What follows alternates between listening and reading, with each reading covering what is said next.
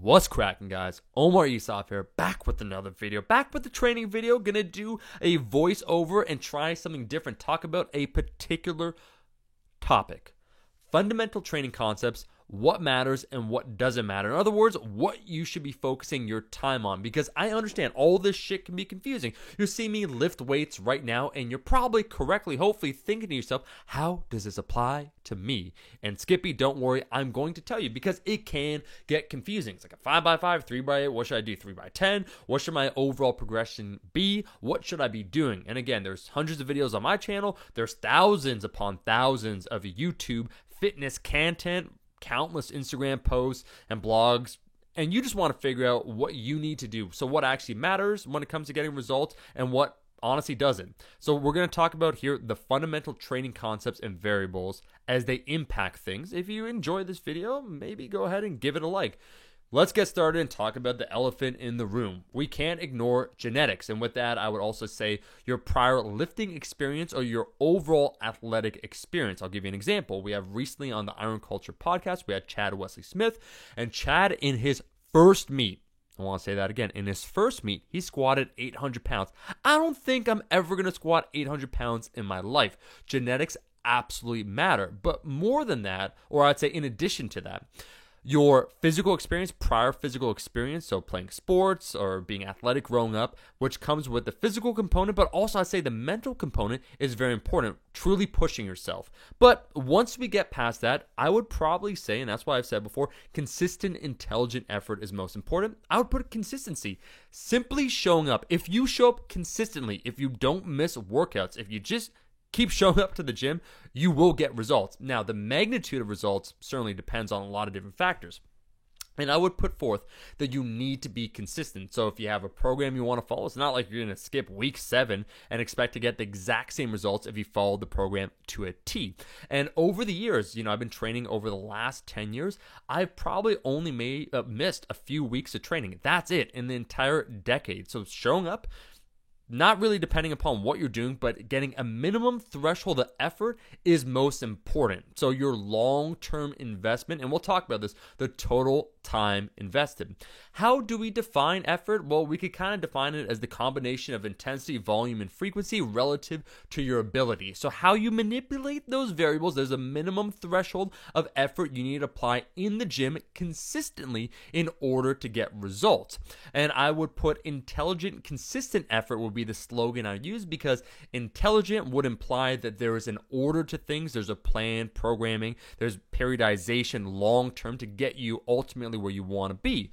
And so I would say one of the key variables there would be your overall training intensity. So not just the weight, the absolute weight you use, but relative to your ability. And so for long-term outcomes, I would say largely most of your training should be between RPE 7 to 9, which means that you probably have 3 or 1 rep left in the tank. So between 1 and 3 reps left in the tank. And we can even extend that honestly all the way to RPE 5 to RPE 9, because sometimes for some particular movements, especially kind of as Pavel Tsatsouline would say, greasing the groove, RPE 5 in specific context can be completely fine. But I would say largely sticking at slightly lower RPEs, not going to RPE 10. Is better than going all out, especially as you increase volume. And over time, there is largely a likelihood for you to increase said volume, which comes via increasing your training frequency. So training from, 3 times a week to 4 times a week to 5 times a week. And then in addition to that, of course, we have to talk about specificity.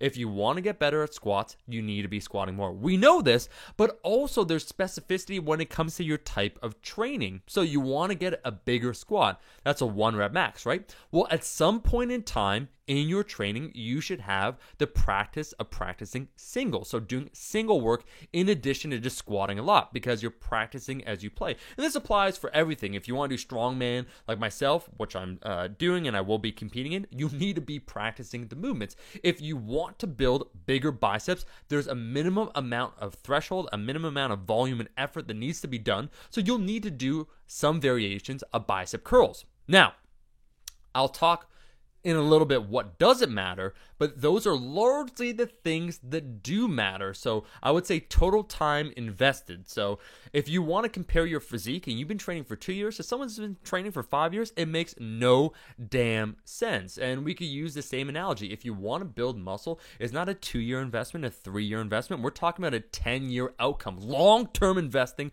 what you know about that. So being consistent and being consistently in a small surplus for a long period of time will allow you to build more muscle. And those are really the things that matter. I'd say the large things that matter. Now, some things that people think matter don't actually matter, in my opinion. And I would actually put forth, once again, your genetics, because once you can't change your genetics, once you start training, that's what you got. So there's no use getting negative. So catastrophizing, as we'd say, the outcome, oh man, I got bad genetics, I bet I'm not going to get good results. Well, you already set yourself up for failure. So while genetics absolutely do matter, you can't change them. So move on from there. And from that point, I would say you shouldn't be comparing your progress to others. How fast you progress is an individual variable. And it doesn't matter. It's like, oh, in my first year, I deadlifted 5 plates. Cool for you. There's a lot of people, if you look at the documentation on YouTube of individuals, there's a lot of individuals that started off slow, trained consistently, so consistent, intelligent effort, and their 10-year outcome is better than someone's 5 or 6 years. If you train long enough and hard enough, you will get results. And to that point, I just want to say quickly that we should all stop stressing over the specific rep amount or set amount. Should I do 4 sets or 5 sets? I mean, that's context dependent. Should I do 6 reps or 7 reps, 6 reps or 8 reps? If it's within the same relative zone, so we're not talking a single versus 10 reps, your relative intensity within a set is more important than the actual rep count, okay? So debating whether or not I should do 7 or 8 reps is less important than if it was a RP 7 or 8. So think about it like that when you organize your training. And then lastly, not to make this video too long because I could talk about a lot of different things, I would say that supplements don't really matter. I mean, sure, creatine monohydrate, shout out to my creatine boys, that can impact performance, but really I put, once again, sleep above that. So don't focus on the minute details that won't impact you. Glutamine or magic exercises. So I was just speaking about that before. I think variations can be very useful to bring up lagging parts or lagging areas, but there is no magic exercise. That's probably the last thing I would say, where, oh, you saw online on Instagram this really jacked bodybuilder that did this particular exercise variation to target their biceps. Let's just call it a spider curl, which is a variation, and you think to yourself, oh, that's what's been missing. I'm like, probably your overall intensity or how you periodize or program your training is much more important than the one particular exercise you're doing. Anyways, I don't want to keep this too long. I want to thank everyone for watching this video. Let me know in the comment section below whether you agree or disagree. That's fine. I've been training for a long period of time, and I get these questions all the time, so I kind of wanted to simplify things and also point out what truly matters and what doesn't matter. If you enjoyed this video, you made it all the way to the end of the video, make sure to like the damn video, and I'll see all you guys, my rascals, in that next one. Peace. Eat your vegetables, eat your vegetables, eat your fucking vegetables.